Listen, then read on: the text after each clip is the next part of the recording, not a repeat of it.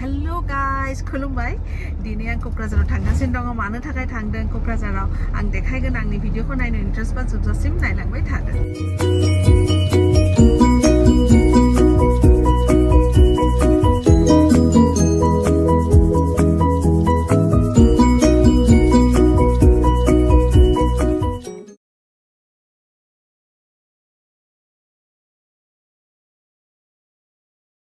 जोंहा नै मा होनो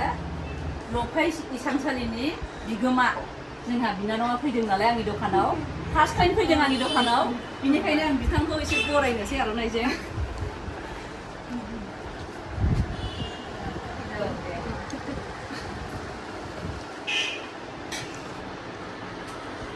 जोंनि दखानाव माने फार्स्ट टाइम फैथारदों आरोखि ना दिनैसो नुनानै आंबो बिराद मोजां मोनदों टाइमबो मोना नालाय खामानियाव बेस्थ' थायो एथ' दख'ना फानो लफायनि फैनोनो जाया आरोखि फैनोनो जाया गारियाव आं लिंहरबाय थायो ओमफ्राय नुलायानो जोङो माने बासाव हरो गारियाव हरो जिखौ फैसाखौबो अनलाइन पेमेन्ट खालामो बेखायनो नुलायनाय जाया आं बिराद फैनो लुगैयो लुगैबाय थादोंमोन आरोखि दिनै फैबाय मोजां मोनबाय माबादि मोनदों आंनि दखानखौ बिराद मोजां बिराद गिदिर जाबाय दखाना थारमाने आंना नैबेसिमल'मोन ना बेसिममोन ओमफ्राय दा बेखौ माने लाजोबथारनाय जाबाय नालाय नोंथांमोनबो एकदम बिराद माने गोसोबादि नायनो थाखाय माने एकदम सर्च खालामनो थाखाय मोजाङै बेनो सबखौनो माने दिहुन देखायनो हाया ओंखायनो श' खालामनानै दोनखाबाय श'बो खालामबाय बे साइडआव बिराद सिस्टेमा साजायनाय सिस्टेमा बिराद बरिया जादों आरोखि मोजां जादों बे इन्दि आर'नाइ पाट गासिबो जिनिसफोरा साजायनाया बिराद बरिया जादों बेफोर गासिनो माइदियानो न'आव जानाय माइदिखौथ' नांखाथारगौ जोंनो माने कास्टमारा बेखौ नागिरनानै फैथारो अरिजिनेला जोंना बेसो जोंना अरिजिनेल माने जोंनि ट्रेडिसनेल ड्रेस आरो माने बेसो लफाय सिजौ बिबार बेखौथ' नागिरखायो आरो दा बर्थमान एकदम सालुमाल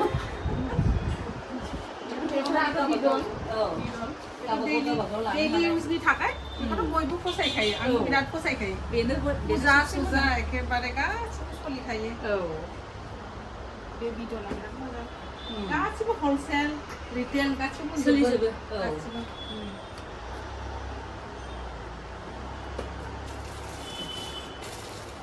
जाबाय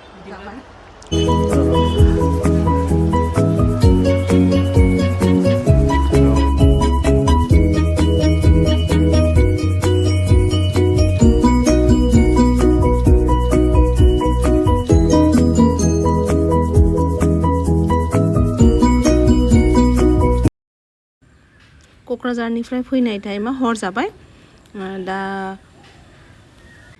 दा नेक्स्ट डे मर्निं आं उइभिंआव फैदों उइभिंआव सोर मा खालामगासिनो दङ मा खालायदों सोर मा दागोन नेक्स्ट डेआव सोर मा डिजाइन दागोन बेफोरखौ आंनो डिसाइड खालामनांगौ जायो नालाय मर्निंआवनो आं बिदि डिसाइड खालामो आरो सब फैनानै उइभिंआव फैनानै नों बेखौ दा दिनै बे डिजाइन जागोन दिनै बे कालार नों बे कालारखौ दिनै दा बिदि माने एडभाइसखौ मर्निंआवनो आं बयखौबो बुजायनो थाखाय माने फुङावनो थांनांगौ जायो आरोखि ओमफ्राय सानसेसिम बेफोर दाबाय थागोन आरोखि बे डिजाइनखौनो ओमफ्राय नेक्स्ट जियाव मा डिजाइन जागोन बेफोर जानला मोनला दाया आरो आंनि डाइरेक्सनावसो दायो आरोखि थ' ओंखायनो अलवेज माने मर्निं टाइमाव आंनाव उइभिंआव फैनांगौ जायो आरोखि मर्निं इभिनिं सानावबो आं बिदि न'निफ्राय एसे गोजान जायो नालाय हाफ किल'मिटार बिदि जायो आरो उइभिंआ दा बयबो बिदियावनो दागासिनो दङ आरो मर्निं टाइमा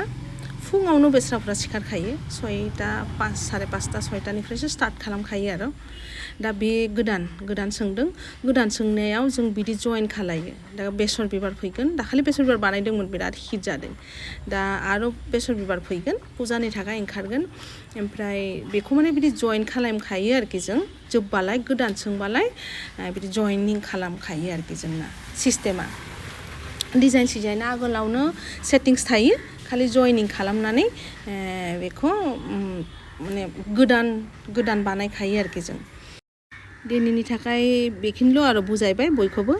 मर्निंआवनो बयबो बुजिखाबाय दा आंनि भिडिअखौ मोजां मोनबा लाइक शेयार कमेन्ट साबस्क्राइब खालाम पेजखौबो फल' खालाम इन्स्टाखौबो फल' खालायदो नेक्स्ट भिडिअआव लोगो मोनगोन बाय बाय टाटा